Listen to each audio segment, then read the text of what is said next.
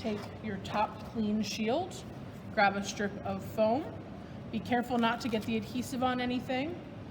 Line it up with the edge of your table or whatever works for your eyes, and then you're going to want to center it between the holes and do it about 1/8 inch away from the top.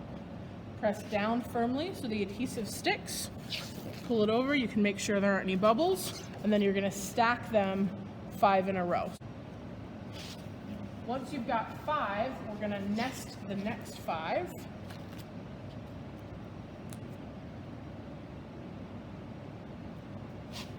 By flipping them over and nesting the foam so it sits in a straight line.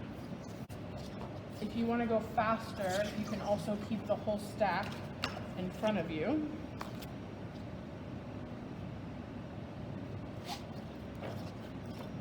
Once you've got your stack of foamed shields, you're going to take a peeled tourniquet, start on the edge that has the little bit of a twist in it, and you're going to weave. So we're going to start with the foam on the back, and we're going to weave through our inner hole, so down and then back up. It's really easy if you kind of catch a corner. Of course, I didn't pull enough through. Stick that through, pull it back up, and pull tight to cinch.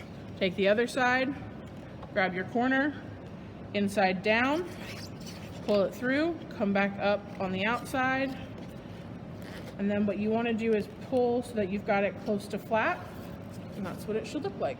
You don't want to stretch it so far that it curls up.